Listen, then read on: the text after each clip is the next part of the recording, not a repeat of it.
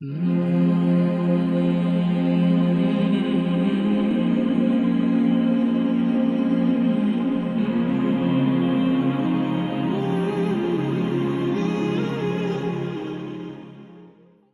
your eyes.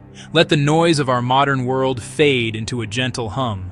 A single chime of light seems to ring, soft and clear. And as it fades, a new world takes shape around you. The air is thick with the scent of ground cumin, roasting meats. The sweet perfume of jasmine fills your lungs. You can hear the rhythmic call of merchants, rising and falling like a song. The distant, steady clang of a coppersmith's hammer. You are not in your own time anymore. The year is 1000, and you have stepped into a bustling street in Al-Qahira, the victorious. Cairo, but not as you know it.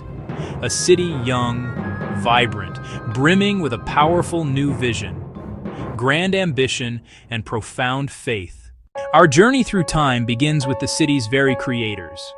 The Fatimid dynasty, arriving from what is now Tunisia, conquered Egypt in the year 969. They were not merely conquerors, they were driven by a powerful religious and political mission.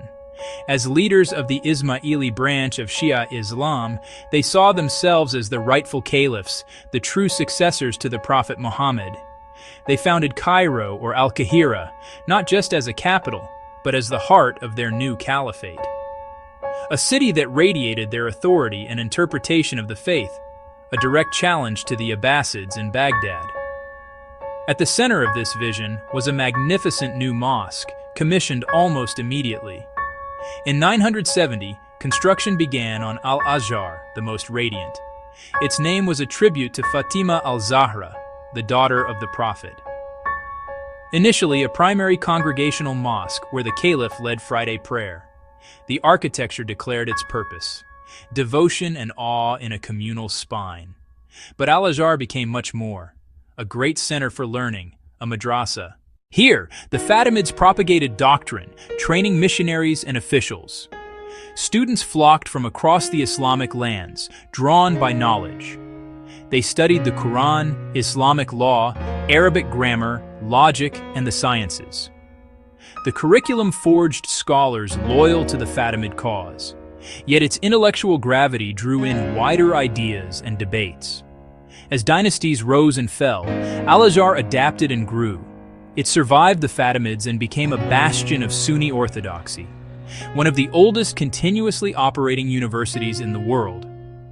To walk Al-Azhar today is to feel a millennium of scholarship, where faith meets the human quest for knowledge. As we wander through Cairo's historical layers, we find landmarks that predate even the Fatimids. Let us travel back another century, to the 9th century, to witness the quiet grandeur of the Mosque of Ibn Tulun. Completed in 879, it is the oldest mosque in the city that survives in its original form. Built by the Abbasid governor of Egypt, Ahmad ibn Tulun, it stands as a monument to an earlier era of Islamic power. Its vast open courtyard, large enough to hold his entire army, inspires a feeling of profound tranquility in space. The architecture is starkly beautiful, built of brick and adorned with carved stucco.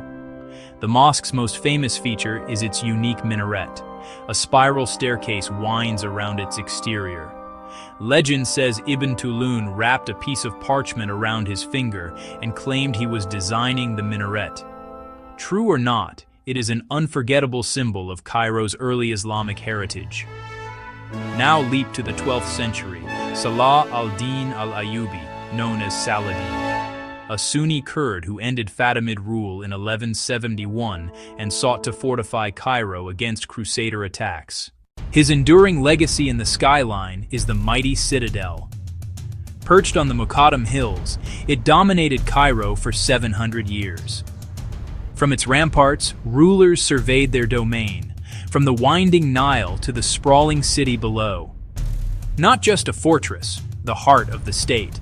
Palaces, mosques, administration. A city within a city, protective and imposing. While mosques and citadels tell rulers' stories, the spirit of Cairo lives in its streets and markets. Imagine narrow alleys packed with treasures, lanterns, textiles, metalwork. The air is a symphony: exotic spices, rich perfumes, tanned leather, brewing tea. Voices in many tongues, copper-hammered, looms weaving, mother-of-pearl inlaid. A global crossroads: silks, spices, Chinese porcelain, African ivory. Away from the clamor, scholars study poetry, law, and ancient Greek science, knowledge as sacred treasure. The Mamluks transformed the skyline with mosques, mausoleums, and schools of exquisite craft. Opulence in stone and light, Waqf endowments funding hospitals, fountains, soup kitchens. Our journey through time must now end, and you can open your eyes. You are back in 2025, but the echoes of Al-Qahira remain. The stones still hold their stories.